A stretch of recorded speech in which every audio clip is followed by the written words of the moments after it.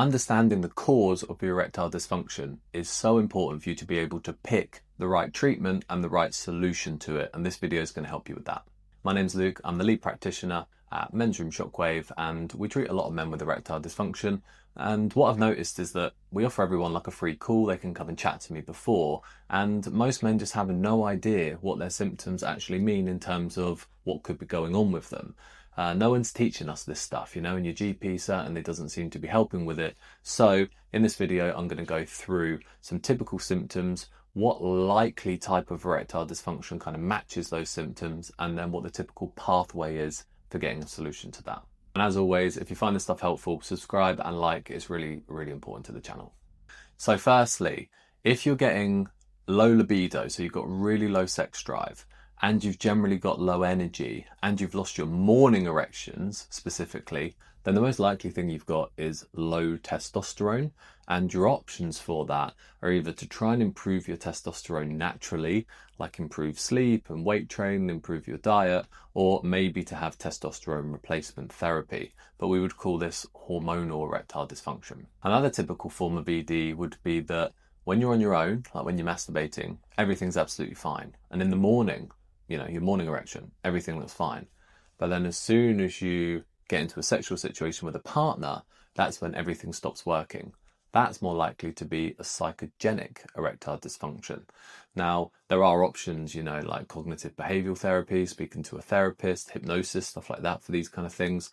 What a lot of GPs and urologists also do is give people a small dose of a PDE5 inhibitor, because just getting that blood flow going and actually reminding the person that things do work for them can actually be quite a powerful way to deal with it. Another typical form of ED we would see would be that you've started a new medication and then immediately started to get ED and you didn't have a problem before that. So that is medication-induced erectile dysfunction. The best thing to do in that situation is speak to whoever it was that prescribed you the meds, explain the side effect that you're getting, and then you can talk about potentially changing the dose or trying a different medication to get the same outcome and hopefully not get the side effect of ED.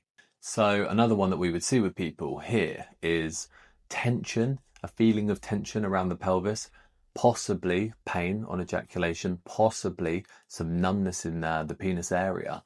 And this is likely to be pelvic floor dysfunction. Now, pelvic floor dysfunction is going to be a lot to do with those muscles and actually them being too tight. Now, it might be because they're weak, but we wouldn't necessarily say try and strengthen them immediately, because sometimes that can make people's symptoms worse. So the way we deal with it here is that we would do shockwave therapy to reduce the muscle tone. We would do nerve stimulation to get that nerve working again, because it's that's been impinged by those muscles. And then we would give you strengthening exercises down the line to help prevent this problem coming back again. So another form of ED would be when you have lost sensation in the area and it's kind of happened over time, and potentially you've got something like diabetes. Now, this could be, you know, you've lost your erection function, you've lost a bit of sensation, and you've got diabetes. You'd be at risk maybe of diabetic neuropathy causing your erectile dysfunction. So this is neurological erectile dysfunction, and we can actually treat this with nerve stimulation to upregulate that nerve and improve its function, but we would also be really trying to help you and support you with reducing whatever was causing it. So if it's diabetes, getting that diabetes under control so you're not just damaging those nerves after you've had your treatment. Another type of neurological erectile dysfunction is if you've had your prostate removed, because it's damage to that pudendal nerve during that surgery that could then lead to the same problem. And we would treat it in quite a similar way. It's an invasive issue, but once you do rehab that nerve, once you get that function back, you haven't got the risk like you do with diabetes of that problem reoccurring. So it can be quite difficult at the start to rehab, but actually good long-term outcomes if we do start to see some progress. So the last one and most significant one is when we see a reduction in hardness across all erections. Okay, so when you're on your own, when you're with your partner, morning erections, they're all just reducing in hardness and you haven't got the ability to sustain them, and it's progressing over time. It's slowly getting worse. That is most likely to be caused by vascular erectile dysfunction, which is related to the blood vessels. And the way to treat that, there's a couple of different options, okay? We've got the typical PDE5 inhibitors, which just cause vasodilation, but you get a lot of side effects. You've got things like pumps and stuff like that too.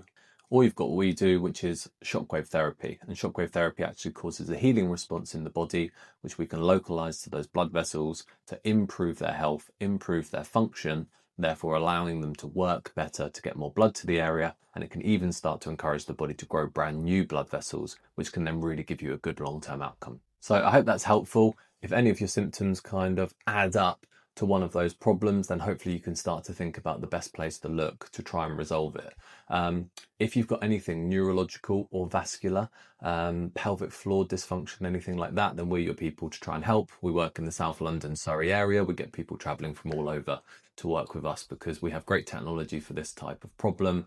All of our treatment is safe, non-invasive, and very effective. So yeah, if you are in our catchment area and you want a little bit of support with that, there'll always be a link to our website in our bio. You can book a completely free call with me, talk through your symptoms, and I'll give you an honest take as to whether I think we're going to be helpful.